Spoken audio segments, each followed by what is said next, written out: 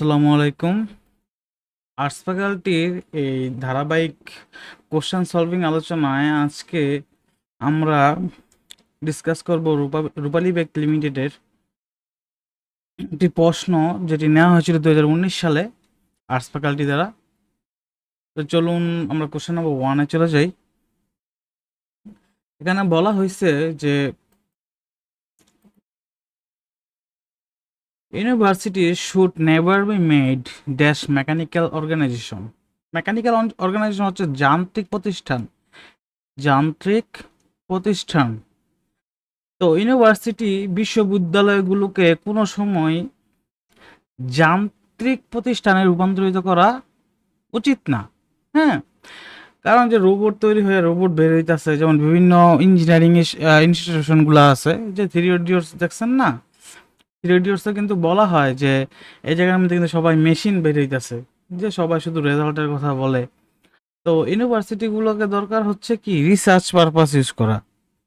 কিন্তু আমরা university ranking, placement, তারপরে কোন এই জায়গা থেকে পরে কে কোন জায়গায় জব পেলো, এই হিসাব করে কিন্তু আমরা কি এটাকে কমার্শিয়াল বানায় ফেলতেছি। তো এটা কিন্তু উচিত না। মেড ইনটু হচ্ছে রূপান্তরিত করা, মেড ইনটু হচ্ছে কি রূপান্তরিত। এটাই এখানে এটাই বলছে যে university should never be made into mechanical organizations. তারপরের প্রশ্ন যদি আমরা যাই, the the psychoanalytic perspective, Freud's theory of dramas suggests are a representation of unconscious desire. Unconscious desire হচ্ছে যে অবচেতন মনে আমাদের যে আকাঙ্ক্ষাগুলো তৈরি হয়। তো এখানে বলছে হচ্ছে এই চারটা, যে in spite of, consistent with, in terms of, in order to, এই চারটা থেকে এখানে আমাদের কোনটা বসবে? ইন স্পাইট অফ অথবা ডেসপাইট হচ্ছে সত্ত্বেও। সত্ত্বেও যদি বোঝায়, মানে এটার কমার আগে যেটা থাকবে পরে তার বিপরীতটা থাকবে, কন্ট্রাস্ট। তার মানে যেমন সে গরিব সত্ত্বেও সৎ।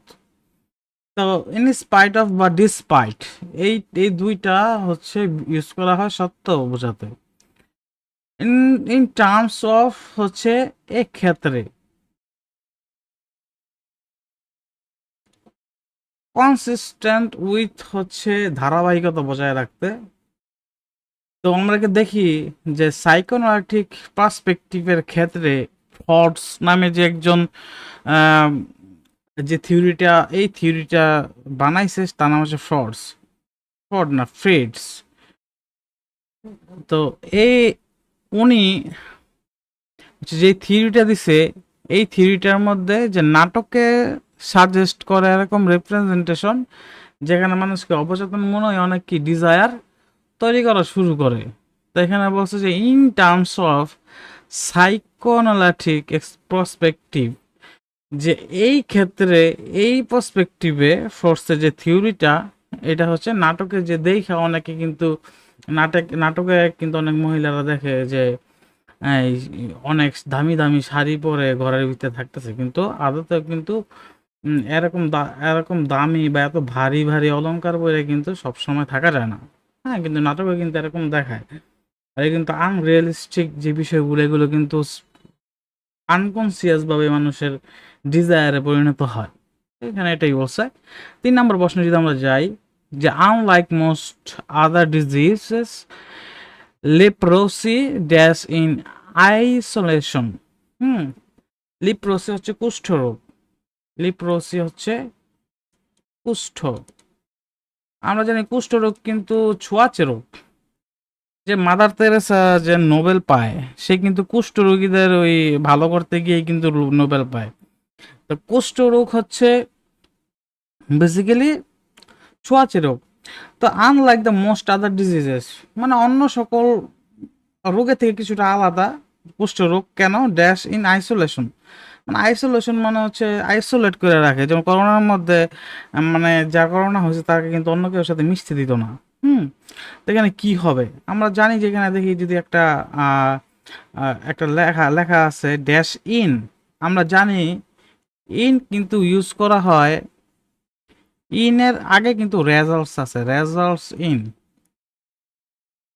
রেজাল্টস ইন, যে যেটা ফলাফল, তা results leprosy, results in isolation. এটা কিন্তু দিছে। তারপরে যদি প্রশ্ন আমরা চলে যাই, use the right form of verb she dash to form a with a picture of Bangladesh before she read this travel book. আচ্ছা, এখানে বলা হয়েছে রাইট ফর্ম অফ ভার্বের সঠিক ইউজ করতে। আচ্ছা, এখানে যদি আমরা একটু দেখি, এখানে একটা বিফোর আছে, আমরা জানি বিফোর এর আগে থাকবে হচ্ছে পাস্ট পারফেক্ট, বিফোর এর পরে থাকবে পাস্ট ইনডিফিনিট। পাস্ট পারফেক্টেরই কি subject plus had plus verb three, আর পাস্ট ইনডিফিনিটের কি subject plus verb two plus object.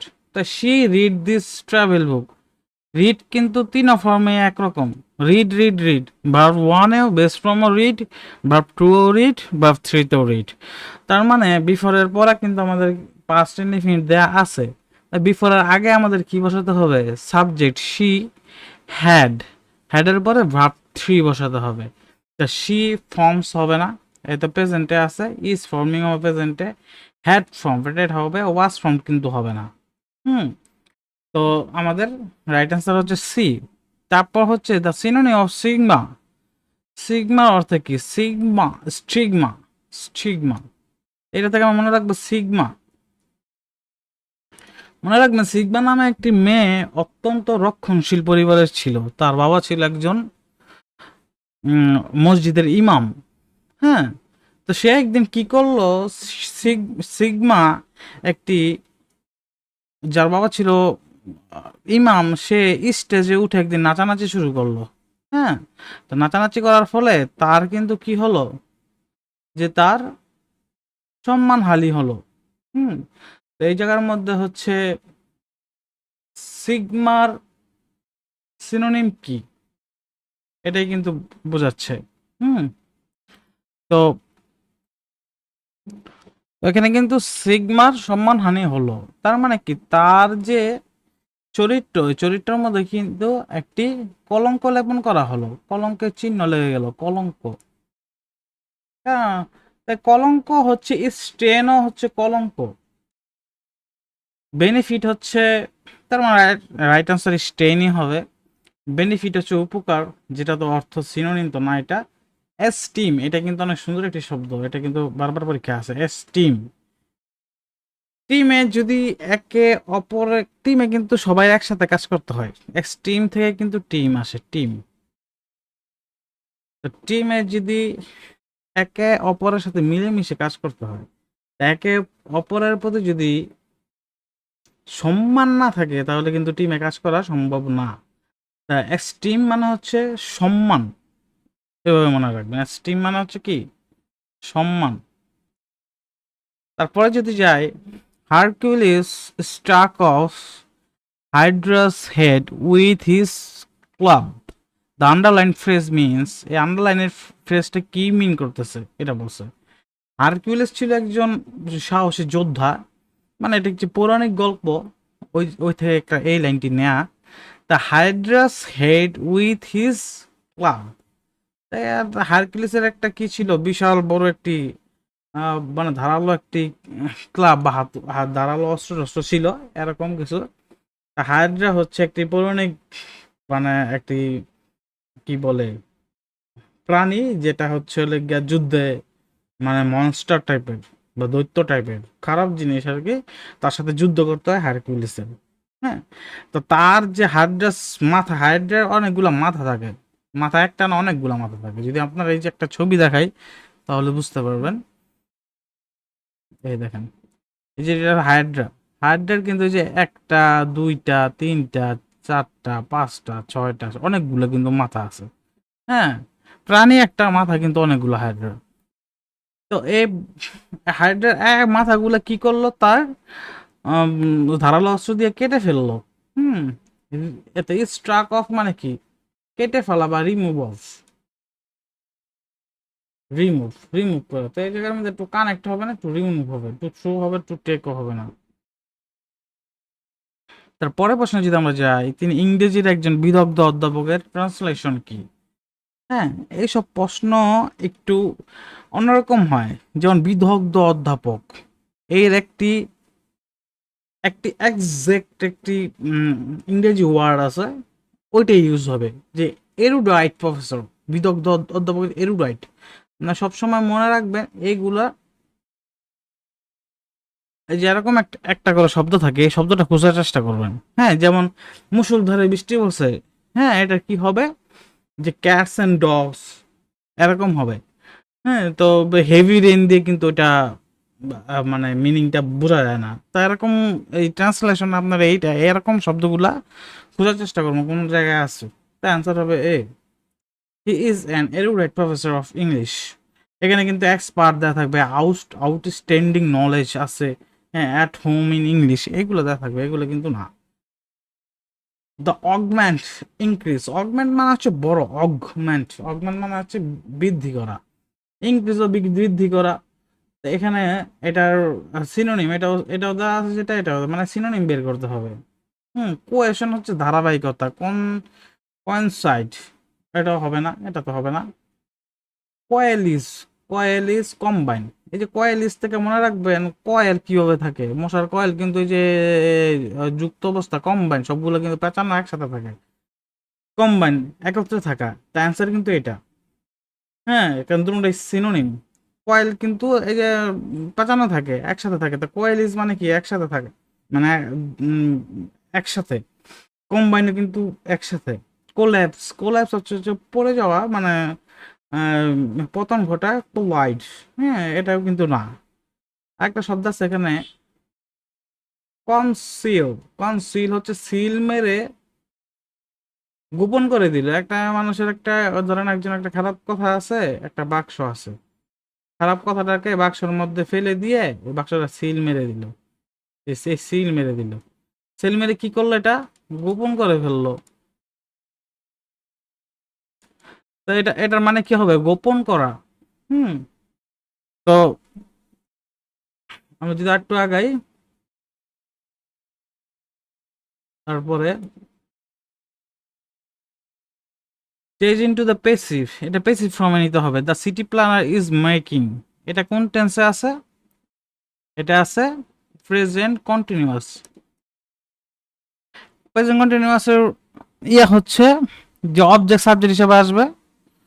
হ্যাঁ, অবজেক্ট প্লাস ইজ বিং বা আর বিং, এই যে এই বিং, তারপর ভার্ব থ্রি, ইজ বা আর বিং, তা অল দ্য অ্যারেঞ্জমেন্টস, এটার সাথে কি আসবে, আর বিং আসবে। তা অল দ্য অ্যারেঞ্জমেন্ট হ্যাড তো আসবে না, আর মেকিংও আসবে না, আর বিং আসবে ডাইরেক্ট। এটাও নয় যে আরবিং, এই জায়গায় কিন্তু আরবিং আছে। হ্যাঁ, ভার্ব থ্রি, মেকিং এর কি হবে, ভার্ব থ্রি, মেড আছে by the city planner, answer হবে এটা। Change the form of speech, they said to him sir please visit our office today. টুডের বদলে কি আসবে ন্যারেশনে, দ্যাট ডে আসবে। আগে দেখবো দ্যাট ডে কোথায় আছে, দেখেন এলিমিনেট করে কি টুডে, এখানে টুডে আছে ডাইরেক্ট বাদ, এখানে দ্যাট ডে আছে, এটাও হইতে পারে টুডে, এখানে টুডে আছে এটাও বাদ, এখানেও দ্যাট ডে আছে, তার মানে দুইটার থেকে একটা হবে। হুম, তা যেহেতু we sat to him sir, sir দিয়ে মানে অনুরোধ করতেছে, তাই রিকোয়েস্টেড হবে। আমি দুইটার মধ্যে রিকোয়েস্টেড কোন জায়গায় লেখা আছে, ই টোল্ড হিম, টোল্ড তো আসবে না, হাম্বল ম্যানার এসব আসবে না, ই রিকোয়েস্টেড হিম রেসপেক্টফুলি, এই যে এটা বি নাম্বার কিন্তু আসবে। দেখছেন কি হবে, আমরা এলিমিনেট করে এই রাইট অ্যান্সারটি বের করব। Choose the card from I had spoken to them about my childhood. হ্যাঁ, তো এটা হচ্ছে কারেক্ট ফর্মে নিতে হবে। দেখেন I had spoken to them about my childhood, এখানে কিন্তু অতিরঞ্জিত করে ফেলছে, যে অ্যাকচুয়ালি এটা কিন্তু পাস্ট ইনডিফিনিটিভ বলা যায়, যে আমি আমার চাইল্ডহুড শৈশবকাল সম্পর্কে তাদেরকে বলেছিলাম। এটা কিন্তু সিম্পল পাস্টেই দেওয়া যায়, সিম্পল পাস্টে। তাই এখানে কিন্তু দুইটা, বুঝছেন, দুইটা একত্রে যদি দুইটা পাস্টের কাজ যদি একত্রে হয়, দুইটা পাস্টের কাজ যদি একত্রে হয়, তাইলে কিন্তু পাস্ট পারফেক্টে নেওয়া যায়। কিন্তু এখানে কিন্তু দুইটা কাজ একসাথে কথা বলছে, যেমন ডাক্তার আসিবার পূর্বে রুগী মারা গেল, দুইটা অতীতকালের ঘটনা একত্রে বলা হইতেছে। তো ওই জায়গার মধ্যে পাস্ট পারফেক্ট টেন্সে বলা যায়, কিন্তু এখানে কিন্তু সিম্পল পাস্টে বলা যাইতে পারে। এটা এটা কিন্তু এই আই হ্যাড স্পোকেন টু, এটা কিন্তু হয় না। তো I spoke to them about my childhood, এটা হবে। স্পোকেন হবে না, কারণ স্পোকেন হচ্ছে ভার্ব থ্রি। এটাও বাদ, এটাও বাদ, এটাও বাদ। রাইট অ্যান্সার হচ্ছে বি। তারপরের প্রশ্ন যদি আমরা যাই, মিস স্পেলড ওয়ার্ড, এটা কি হবে? এটা হবে যে ইডিওসিনক্রেসি, পার্সোনাল অ্যাক্সিলারেট, শফার। শফার মানে হচ্ছে চাকর, ইডিওসিনক্রেসি, ইডিওসিনক্রেসি পার্সোনালও ঠিক আছে, এটাও ঠিক আছে, এটাও ঠিক আছে। অ্যাক্সিলারেট, এটাও ঠিক আছে। শফার মানে চাকর না, ওই যে গাড়ি টাড়ি চালায় যারা, এই দেখো শফার, গাড়ি চালক যাদেরকে, শফার। ডাবল এফ হবে, তারপরে ই ইউ আর হবে, কেন ইউটা আগে চলে আসছে, এটা একটু খেয়াল রাখবেন। শফার। There was a private property, namely, car is often collateral damage during clashes between rioters and the police. আচ্ছা,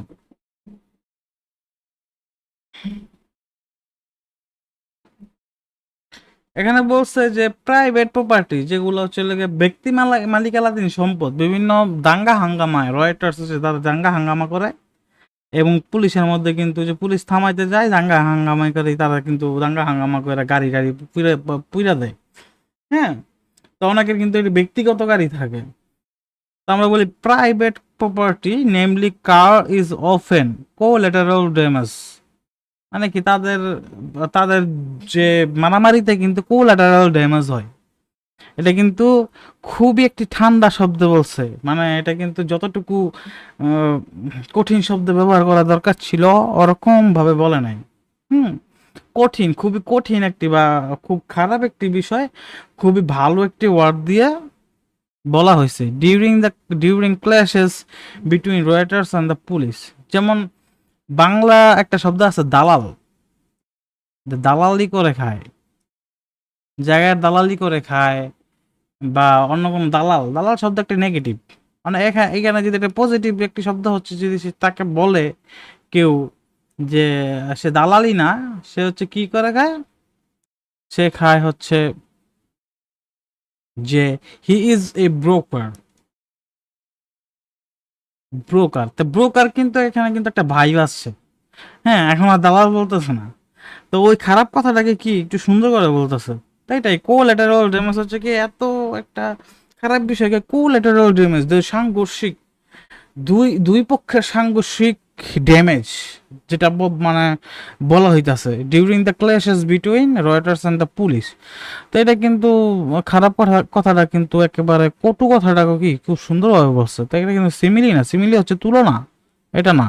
লাইক, সিমিলির মধ্যে লাইক বা অ্যাজ উল্লেখ থাকবে ডাইরেক্ট। ইফিউমিজম হচ্ছে কি ওই যে খারাপ কথাটাকেও কি খুব সুন্দর করে বলা, এটাই হচ্ছে রাইট অ্যান্সার। ইফিউমিজম হবে। ম্যাটোনমি এটা হবে না। হাইপার বলে অতিরঞ্জিত, অতিরঞ্জিত এখানে তো কিছু বলা নেই।